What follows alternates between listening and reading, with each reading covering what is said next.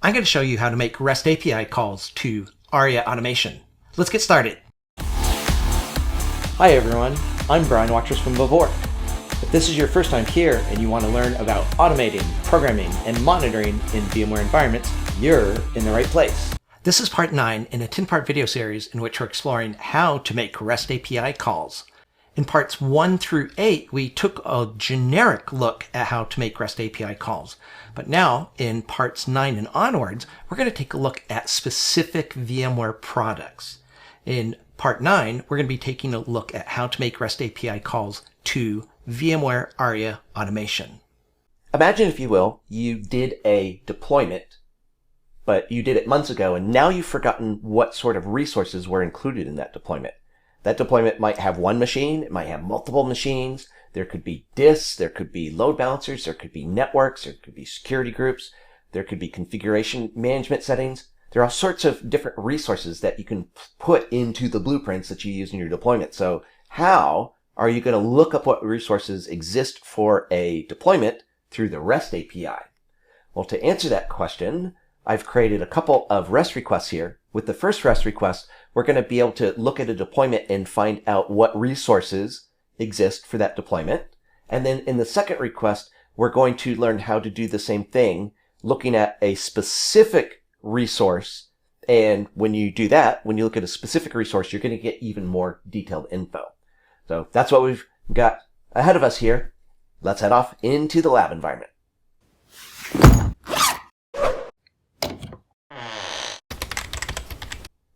All right, so let's take a look at the REST request called get deployment resources.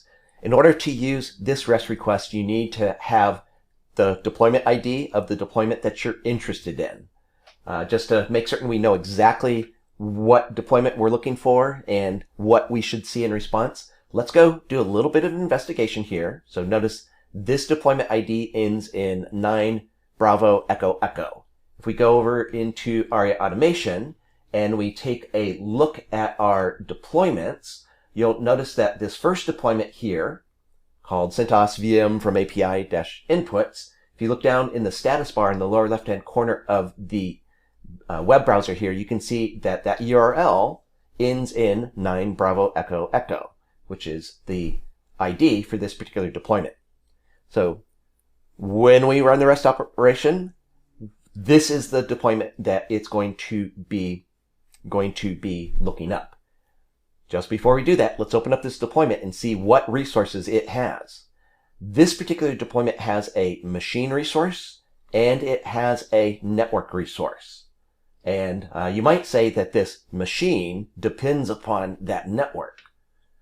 Additionally, when you design blueprints, notice this one is created from a blueprint called VVork CentOS Inputs. When you design a blueprint, let's open up that blueprint.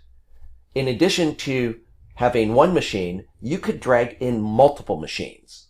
You could drag in multiple networks. And in addition to machines and networks, you can drag in load balancers, security groups, disks, and lots of other things. So when we say resources of a deployment, these are the types of things that we're talking about. All right, so that's enough background information. Again, just sear into your brain. This deployment has, actually, let's go back to the deployment. This deployment has one machine and one network. So over to Postman. Here in Postman, we already know that the deployment ID is set. We know which deployment it's pointing to. So all that's really left to do now is to click send. When we click send, we get back a 200. Yay. And we're going to go ahead and copy this and paste it over into Notepad++. So Control-N, Control-V, Control-Shift-P, Control-Shift-J, Alt-0. Okay, so having gone through those crazy key sequences, let's see what we got. We ended up with an array called content, and that array has 2 elements. Why does it have 2 elements? It has 2 elements because our deployment has 2 resources. So looking at our response, looking at the first element of our content array, you can see that this is describing the machine resource. And I bet you can guess what we're going to see when we expand the content array element 1. This information here is about the network. Now, you can hit pause and dig down deeper to see more information about what's going on here, but there's one thing in particular I'd like you to see. There are a variety of ways in your blueprint definitions that you can specify that one resource depends upon another. As we saw in this example, the mere fact that we plugged the machine into the network means that the machine depends on the network.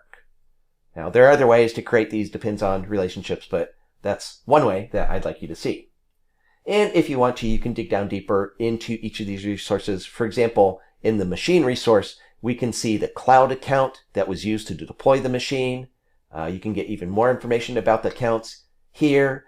You can see if this was a network, what address, IP address it's using. You can see which template, specifically which vSphere template this was deployed from. You can see what type of component it is, and tons of other information, such as the vSphere customization spec that was used to do this deployment. Tons and tons of information in the properties section.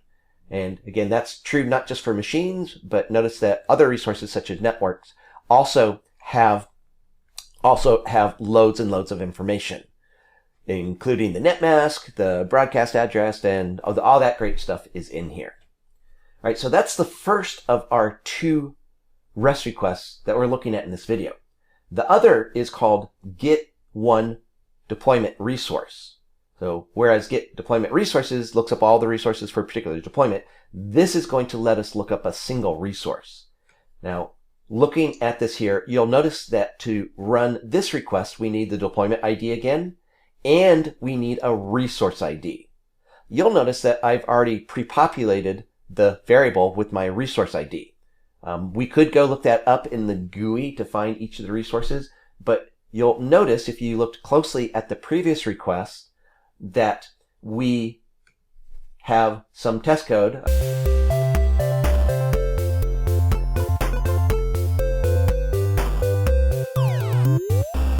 Uh-oh. I thought I wrote some code here for this request so that it would save one of the resource IDs. But as you can see here, my test tab is blank. So let's actually take this as an opportunity to show how I would write code like this. When we run this request, let me run it again. So send. When we run a request like this, let me Control N, Control V, Control Shift P, Control Shift J, Alt 0. When we run code like this, and it responds with all this response body data, it's got information in here that we might want to save for a subsequent REST request. For example, in this content array, you'll recall we have 2 elements here because there are 2 resources. The first one was for our machine, and this here is the resource ID that I need for the next REST request. So to write the code to save this information, I need to know the path to get to that piece of information. So the path is going to be, I'm going to shove all of this into a variable called data. So to get to this piece of info, I'm going to say data.content, square bracket, and then if I want the ID for the first resource, I would say square bracket 0, close square bracket, or I could say square bracket 1, close square bracket for the second resource. But I'm going to index into that array, and then I'm going to say I want the ID. So in order to write this code, well, first of all, I need to know what the code's supposed to look like. I don't have this memorized, so I'm just going to go to some other requests, this one here, and I'm going to copy the code that we see here, and we're going to paste it into our get deployment resources code. Now, we're not looking up a deployment resource. In this case, we're looking up a resource ID. So I'm changing this here so that the logging looks correct. But more importantly, I'm creating a PostScript variable here that needs to match the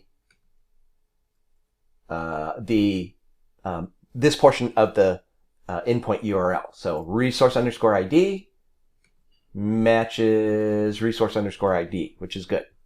Now, as I just described before, to get to the ID of the resource ID of the first resource, we need to go, first of all, grab the entire response body and shove it into a variable, which I'm calling data. You don't have to call it data, but I call it data. And we don't want to shove that response body just as a raw string. We want to parse it up. It's JSON data, so we're going to parse that up and create this variable called data. In that data variable, if we say data.content, then that means it's going to get us into this vicinity, so content. Then if we say square bracket 0, it's going to get us into here, and then we can say ID. So our code here is data.content.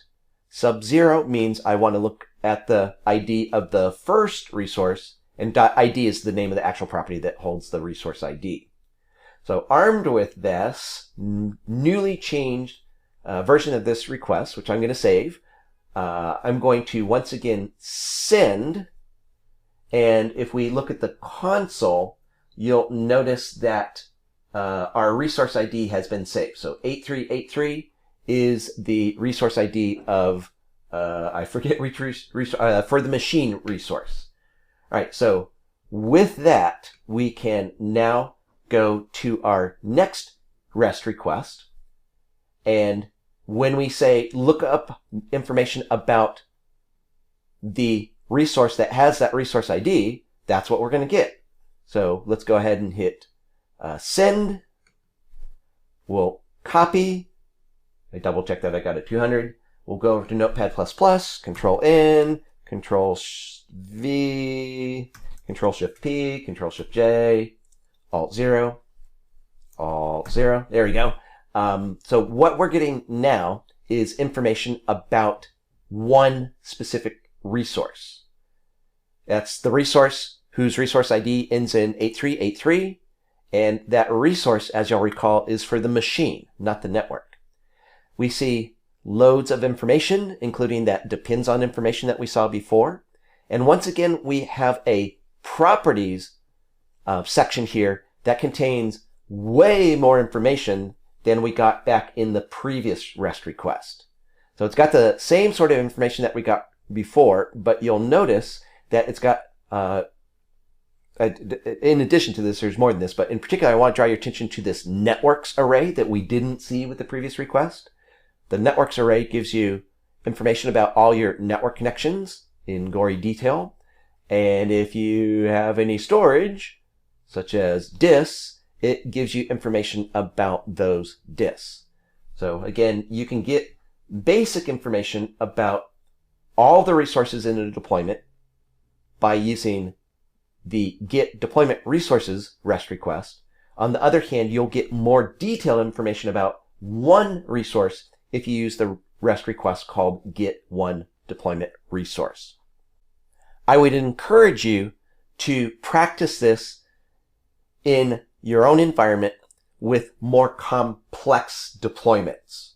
Again, the deployment I used as an example had one machine and one network. Your blueprints and your deployments quite possibly have far more interesting things than just a pair of resources. Obviously, if you're going to do this in your own environment, I would suggest you do it in your test dev environment and not your production environment.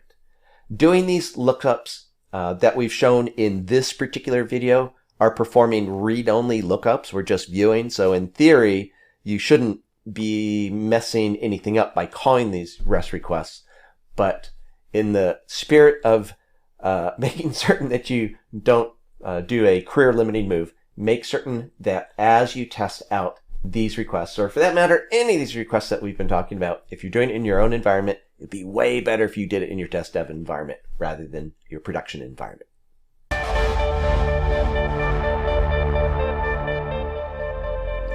Join me in the next video and we'll continue looking at the Aria Automation API.